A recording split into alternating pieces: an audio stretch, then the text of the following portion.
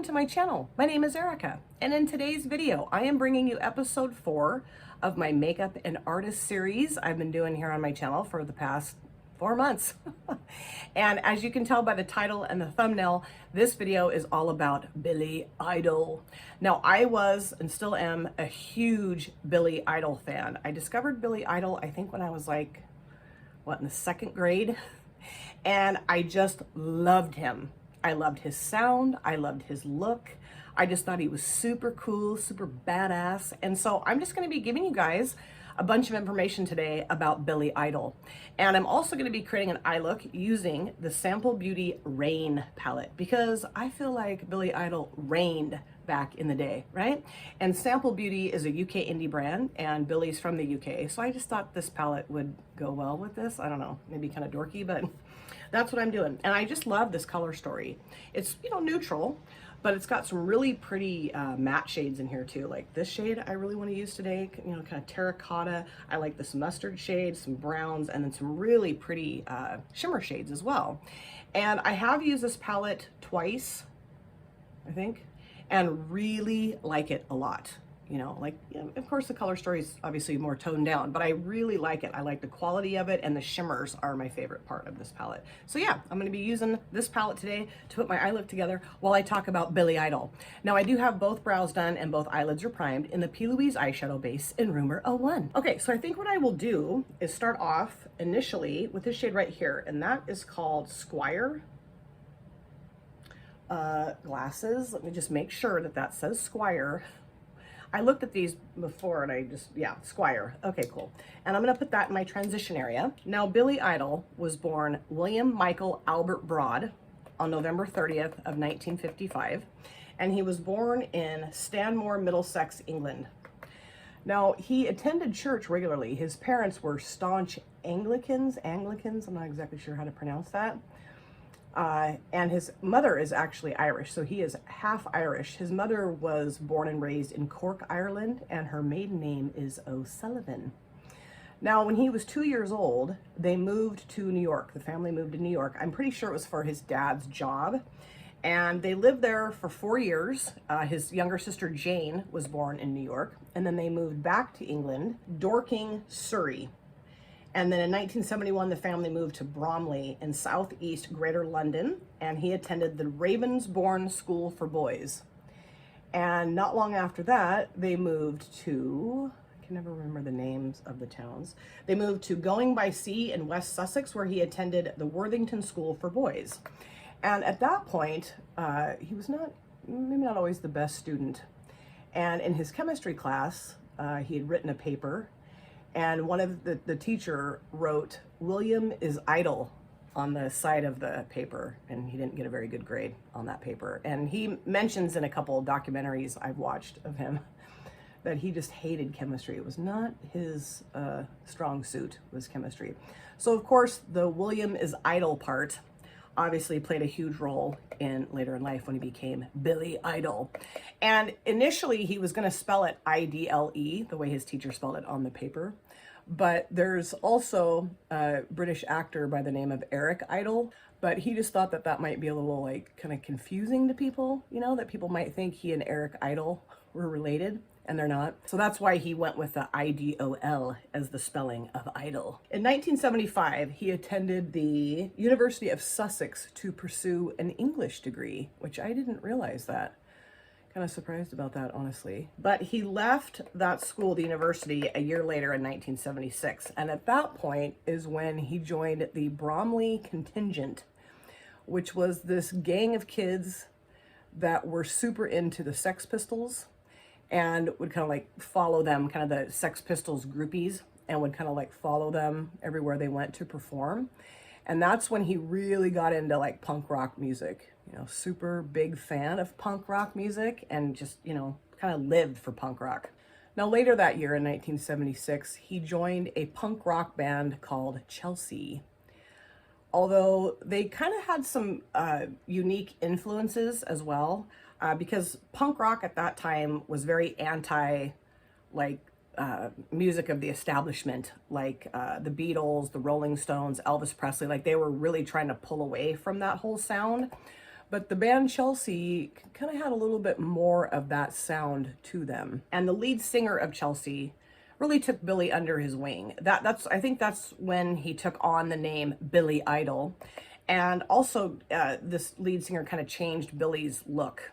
Billy had kind of thick glasses, and kind of looked maybe a little nerdy, I guess. Nerdy, whatever that means. And so he swapped out the glasses for contacts, and then he shaved his hair into like a crew cut style and bleached it bright blonde. And I think I'm pretty much done with that shade. I love these Rephr brushes. God, they're awesome. So I'm gonna go around the edge of that with the shade right here, and this shade is called Poise. Now, after a few weeks of being in the group Chelsea, he and the bassist, the bass guitar player of Chelsea, decided that they really wanted to form their own band. It just didn't really have, Chelsea didn't really have the sound that they really wanted. They really wanted even more like influences of the Rolling Stones and Elvis and the Beatles. So they were like, yeah, let's just break off and let's start our own band. So they did. And the name of that band was Generation X. And rather than Billy being the guitarist, because that was the role that he had in the group Chelsea, he became the lead singer and frontman of Generation X. People really started to realize that he had a really good singing voice, and that he really had the look that they were wanting. The blonde hair, he kind of grown his hair out so it was all spiky, which was one of my favorite things about Billy Idol, was his hair. Loved it. And I don't know, they just really felt like he had what it took to be the front man of Generation X. And in the late 70s, they were the first punk band to perform on the BBC program Top of the Pops. That was huge, because at that point, it sounds like that show really wasn't featuring any punk rock bands. But I think because Billy, Generation X had kind of a, I don't know, punk-esque sound, but also maybe a little bit more mainstream too. I think they felt comfortable putting that band on Top of the Pops. So that was when they really got, their first real recognition, more broad recognition, was being on that show. Okay, I love how this is looking, and everything's blending together so well. I love it. So now I'm gonna go to this shade here, and this is called Monarch. I'm gonna put this in my outer V and into my crease too. In 1977, his band, Generation X, signed a contract with Chrysalis Records, and they released 3 studio albums and performed in the 1980 film DOA, A Rite of Passage, which I've never seen that before. I'd never even heard of that before, so I can't really speak to that. But they were definitely starting to become successful and get noticed, and were just kind of, finding their way in the music scene. Now, shortly after that, however, they disbanded. And in 1981, he moved to New York City and began his solo career working with former Kiss manager Bill Aucoin.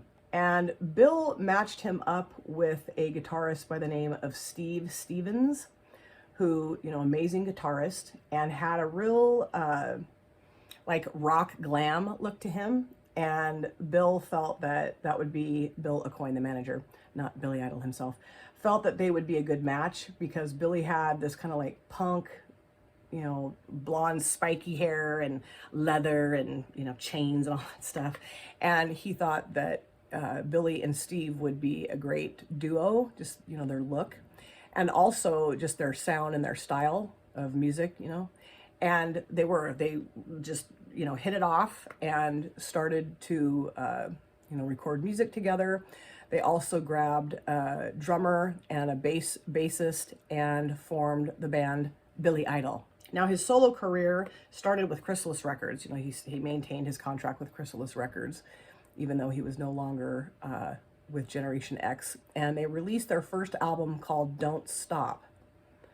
And this, I don't think it was like a full album, I just think it had like a few songs on it, but it had the songs Dancing With Myself, which is one of my favorite Billy Idol songs ever, and that was actually a Generation X song, but he took it with him, I guess, obviously, when he formed his solo band, or formed his band called Billy Idol.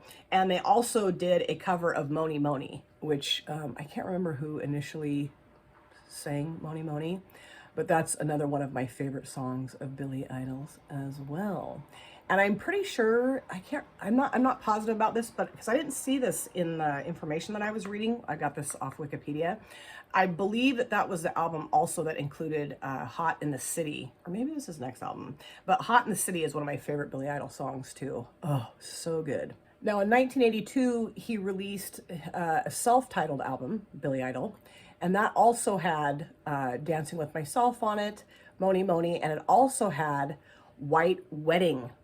And that was when MTV grabbed him, like, you know, like 1982. It was when MTV was like, okay, we're snagging this guy up. And he was a part of the, let's see, what was it called? The Second British Invasion on MTV. And he just became a total staple. I mean, they were playing his, there's an airplane going over. They were playing his videos like on repeat. And now that's when I discovered Billy Idol. I was over at my next door neighbor's house, and my neighbor's son, who was probably like in his, I don't know, maybe late teens, early 20s, would watch MTV all the time. And he loved Billy Idol.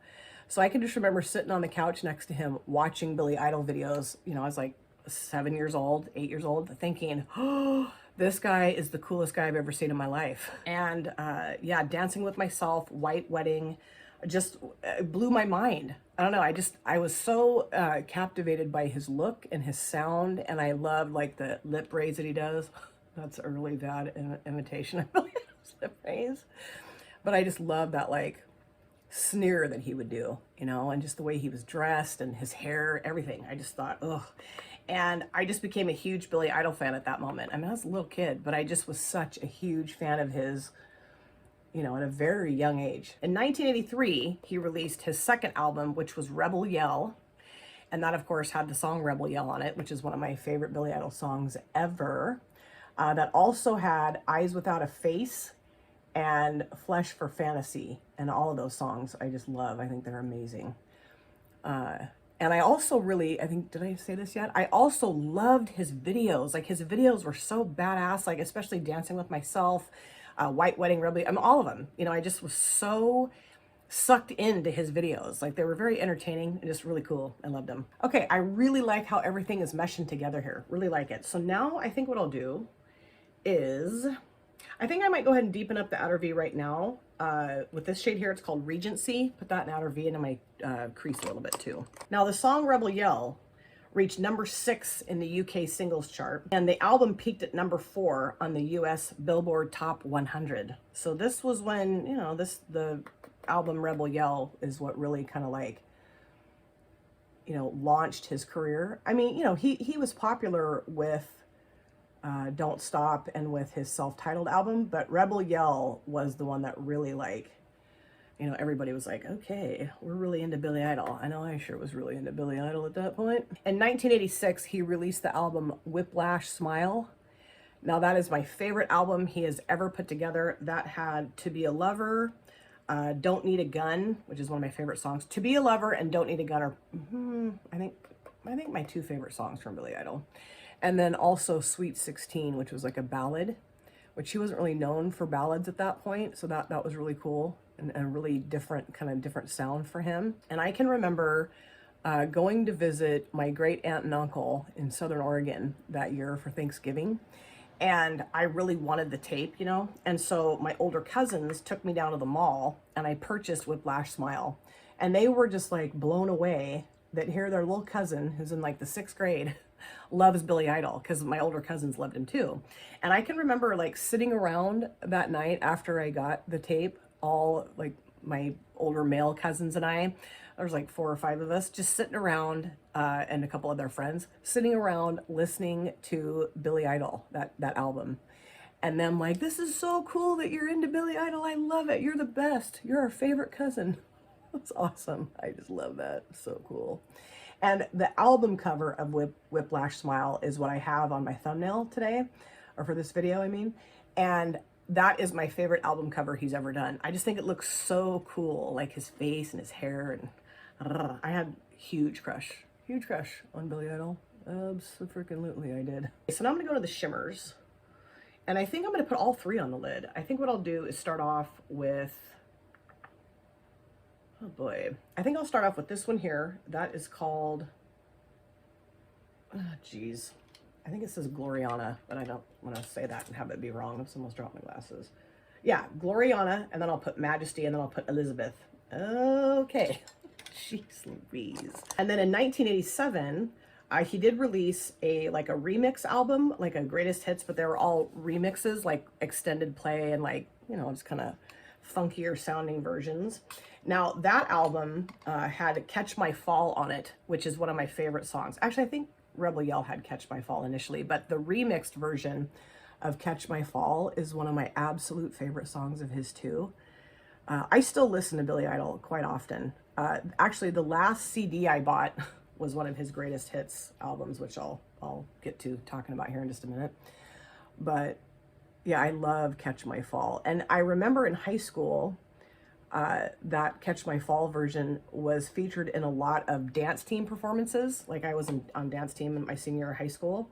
And I can remember when we would go to different dance team competitions, a lot of the teams would dance to that remixed version of Catch My Fall. Now, this remix album also had a live version of Moni Moni on it.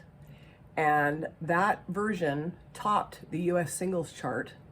And the album, I think, was at number 7. The whole album reached number 7 in the UK, which was really cool. On February 6th of 1990, Billy was in a horrible motorcycle accident. That was kind of his thing, was, riding fast motorcycles.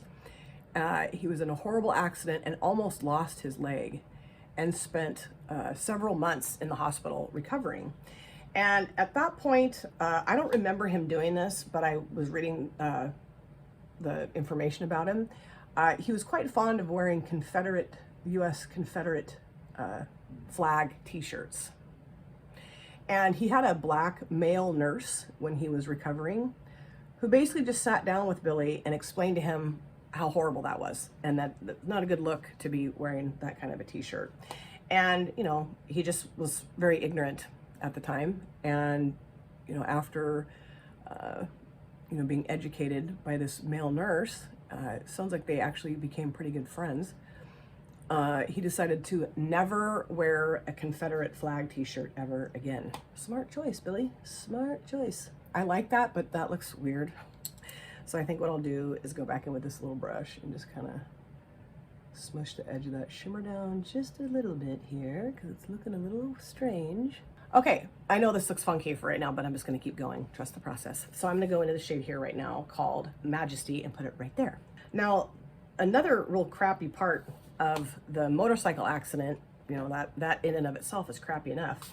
But Oliver Stone had actually cast Billy Idol in a role in his version of the movie The Doors about the life of Jim Morrison. Now, Billy Idol is in that movie. He is. But his role was dramatically reduced because he'd been so injured in that motorcycle accident. So that kind of sucked. He also, I didn't realize this, but he also was cast as the villain in Terminator 2 Judgment Day. But because he was so horribly injured in that motorcycle accident, they ended up giving that role to Robert Patrick, which I had no idea. Billy Idol would have been so good as the villain in Judgment Day or Terminator 2 Judgment Day. Oh. And that's one of my favorite movies too. I really like the Terminator movies. I know, maybe totally dorky, but I do. I like them a lot. And, he was continuing to, record music and stuff. He had another album that was released in 1990, I believe. Yeah. Called Cradle of Love. And he did film a video for that, but they just filmed him from the waist up because, he was so injured that he couldn't really be up and dancing around or whatever for the video. And then also he did record his own version of The Doors' LA Woman. And in that video, which is one of my favorite Billy Idol videos, it's one of the sexiest videos he's ever done. He's actually walking around, he's like kind of, I don't know, this girl and him are kind of playing cat and mouse with each other. And he's following her and limping severely and using a cane, and his cane's all like tricked out. It's really cool. Love that version of LA Woman too. He did such a good job. And the thing that I love about him too is that with his songs on Whiplash Smile and then later songs that he did, he's very soulful sounding. Like especially I would say what really stands out to me is the song To Be a Lover, which I love that song. very soulful, very kind of bluesy, soulful, R&B almost sounding, you know, which is really cool because that's not how he started off. I didn't feel like, you know, especially with like White Wedding and, you know, Dancing with Myself. It's pretty punk-esque. But as he, you know, continued on with his career, his music definitely got a lot more soulful, I would say. And let me back up just a minute with the album Cradle of Love. That earned him his 3rd Grammy nomination for that album. I don't think he won, but he was nominated for the 3rd time for that album. I'm going to go back into the shade right here called Regency and just kind of tone down the edge of that shimmer shade because it looks really bizarre and I don't like it. Now, in 1993, he released the album Cyberpunk. And he really changed his sound and his look. That album actually was made on his Macintosh computer using the program Pro Tools. And so rather than it being a lot of like, you know, music, I mean, it was music, but it was more like digitized type music. And he released the song Shock to the System. And that's a pretty cool video. He like is like a cyborg. He turns like into like a robot version of himself. And that song, there's a line in that song that says, "And a man who would be king and the world stood still," and that was about the Rodney King beating. And there's just a lot of different, the lyrics to that song are pretty very socially related. You know, a lot of the social issues that were going on in the early 90s, he discusses, or he, you know, mentions or brings up, I guess, in the lyrics of that song. Now, like I mentioned, he did change his look. He grew his hair out, he had dreadlocks, and just, you know, looked very different. And his sound was really different. It was less, I felt like it was less rock and roll and more, you know, like the digitized sound. And that didn't go over real well with his fans. They didn't really like that version of Billy Idol, but, you know, he just wanted to try something new. And so that album, Cyberpunk, didn't do as well as his other albums did, just because, you know, I think people were like, what? This isn't the Billy Idol? Billy Idol's, you know, digitizing his music. Now, in 1998, he had a cameo appearance as himself in the Adam Sandler movie Wedding Singer. I thought that was so great. So great. He was super funny, super cute. You know, just really cool to see Billy Idol in that movie. I love that. Does he sing in that movie too? I think he does. Don't him and Adam Sandler sing together, I want to say? I can't remember for sure, but I can't believe I can't remember that. I've seen that movie so many freaking times. But I just thought that was so cool that Billy Idol was in The Wedding Singer with Adam Sandler. That was great. In April of 2001, he was in an episode of the biographical series on VH1 called Behind the Music. And I watched that, oh God, I don't know how many times I watched the Behind the Music with Billy Idol. Watched it a lot. Several times, just because I was so, you know, intrigued by his life and, you know, obviously such a huge fan of his that I just wanted to learn more about his life, and found out a lot about his life that I'll go into a little bit more detail here in just a minute. So I cleaned some things up and I popped some of my concealer on down here. I did use the Kill Cover Pro Artist Liquid Shading Concealer again. I love this. And I'm going to go into my lower waterlines using the NYX Professional Makeup Epic Wear Liner Stick in Gold Plated. Thought this would, you know, work well with the eye look. Also that same year, he reunited with Steve Stevens. Apparently they had kind of separated, you know, like gone separate ways. His guitarist, and they performed on the VH1 show Storytellers, which is kind of like an acoustic show where, you know, they just kind of break the songs down, maybe do them a little bit slower. Well, not always, but sometimes, you know, just kind of a, you know, obviously acoustic versions of his songs. And they kind of talk about, you know, recording the songs or memories they have of the songs, the lyrics of the songs. That was a really fun show. I really enjoyed that. And VH1 had a ton of artists in that series, the Storyteller series, that I just loved. So that was really cool. Nirvana was one of them. Several bands that I just thought were awesome. So now for the lower lash line here, I'm going to go into, I don't really want to put this on my lower lash lines because it's going to make me look sick. So I think what I'll do is start off with Regency and put that across, maybe blend that out a little bit with this. That might look kind of cool, although that might turn it red. We'll see. We'll see how it goes. I don't know. And also in 2001, he released a Greatest Hits album, which was really good. I got that, like instantly got it. As soon as I saw it be released, I went and grabbed that CD. Oh yes. And that album did really well. It sold 1 million copies in just the US alone. And on that album, he released his own version, or like cover version, whatever you want to call it, of Don't You Forget About Me by Simple Minds, the song that was in The Breakfast Club. And that's a really good version of it. I'm going to link a ton of his songs, of course, in the description box so you guys can go listen to his songs if you're not real familiar with Billy Idol, or maybe you want to re-familiarize yourself with Billy because you haven't listened to him in a while. I highly recommend doing so.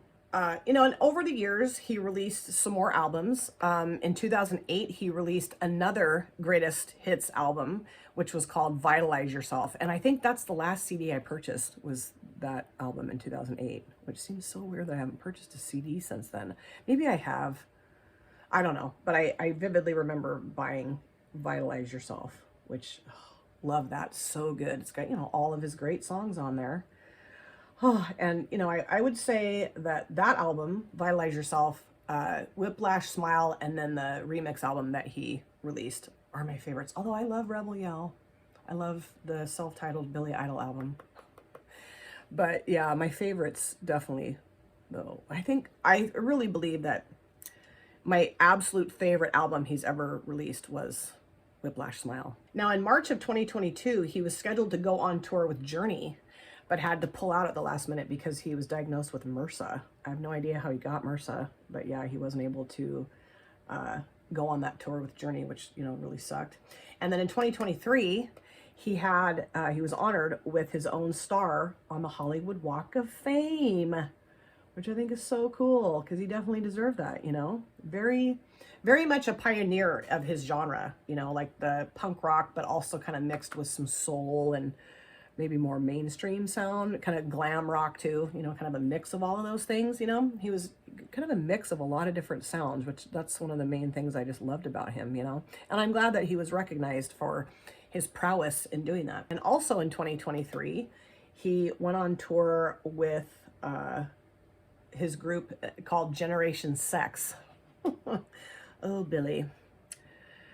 Oh, Billy, too funny. Now, Billy Idol has never been married, but he was in a very long-term relationship with Perry Lister, who was a singer and dancer and a former member of Hot Gossip, which I'm not familiar with that group at all.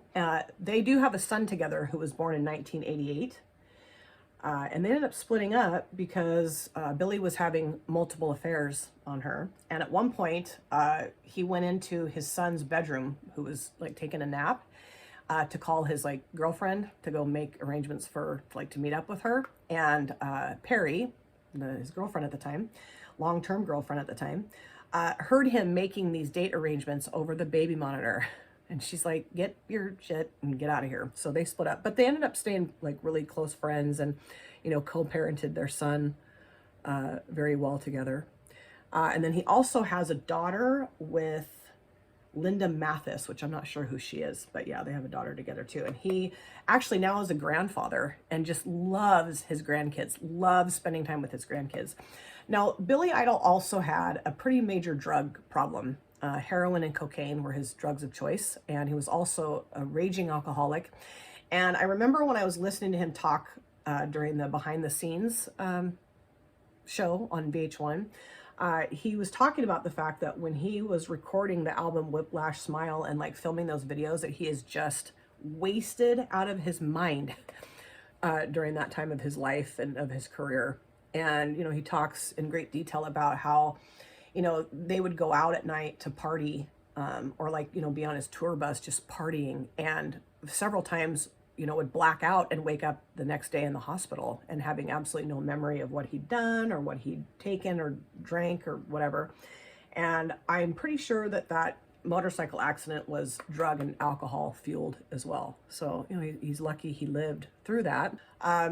I guess in 2003 is when he got clean and sober. He does admit to smoking marijuana on occasion, which to me, that's not a huge deal. He did write a memoir in 2014, which I've never read. I would really love to read that book. I'm going to try to see if I can find that. I'm sure I could find it and read it because I think that would be super intriguing, very interesting. And, you know, I'm a huge fan of Billy Idol, so it makes sense I would want to read his memoir. In 2018, he became a naturalized American citizen while retaining dual citizenship in the UK. And then in 2023, he performed the very first concert at the Hoover Dam. So that's really cool. I didn't realize that, but that's awesome. So I'm basically done with my eye look. I'm gonna go kind of fix the outer edge here because it's a little harsh. Put the rest of my face makeup on, dry my hair, and I will come back. Yeah.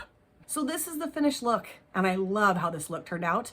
Loved pulling out the Sample Beauty Rain palette for this look today. That was so much fun. I'll show you the palette again, but let me show you just a few things I put on my face for my finished look. For my lips, I used a newer lip product in my collection. I picked this up off the Colored Rain website. They had a really good sale. This was super affordable. This is a lip lacquer in the shade Cherry Blossom, and I just love it. It is such a beautiful tone of red, glossy. It is amazing. If you're looking for a really good red glossy lippy, I highly recommend checking this out. I don't know if it's still available on the Colored Rain website, but you know, it might be. And I don't know if the sale's still going on, but I'm telling you, this is an awesome lippy. First time I've ever used it, and I love it already. For my upper lids, I use the Fatal Beauty Black Like My Soul Felt Tip Liner. Again, I love this. For my mascara, I use the Tarte Gifted Mascara. I love this mascara. I just hadn't used it in a while. I just pulled it out of my drawer today. For my inner corners, I used a Nomad highlighter.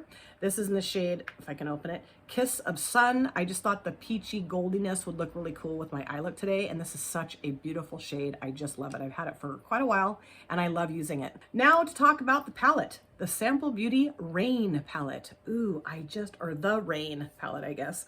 I just love this. Beautiful, warm-toned, neutral palette.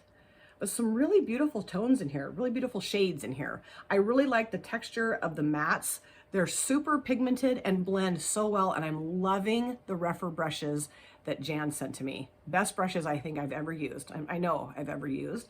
And I really like the shimmers in here too. They're very opaque and very easy to apply.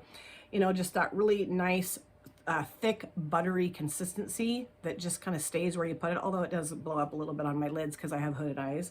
But yeah, I thought this was really fun. It's a beautiful palette. And this, I think, is available still on the Beauty Bay website. I don't know that Sample Beauty has their own website anymore. I think they just sell primarily through Beauty Bay. But yeah, I picked this up on a really good sale, and I just think it's a wonderful warm tone neutral palette. Really happy that I have it in my collection. And I hope you guys enjoyed hearing about Billy Idol. He truly is one of my idols in terms of musicians, rock stars. From my childhood into my adulthood, I still listen to Billy Idol music quite frequently. And I just think he's a really cool dude. I really do. I love his style. I love how he looks. I love how he sounds. Really interesting mix of like punk and soul, R&B, bluesy, you know, just really cool voice. And I love how he shrieks. Yeah, love that. I love his lip sneer thing. So cool. And I love his hair, the big blonde hair. He still has the spiky blonde hair, which I just love. I hope he never gets rid of that, because that's truly like his Billy Idol trademark, you know, is his spiky hair. I'm going to link a ton of his songs in the description box. If you guys aren't familiar with Billy Idol, or like I mentioned in the video, if you haven't listened to his songs for a while, go give them a listen, because they're really fun songs to just rock out to. I love to listen to Billy Idol when I'm in the car. I just love it. So fun. And let me know if you're a fan of Billy Idol, what your memories are of him. Maybe you've seen him in concert.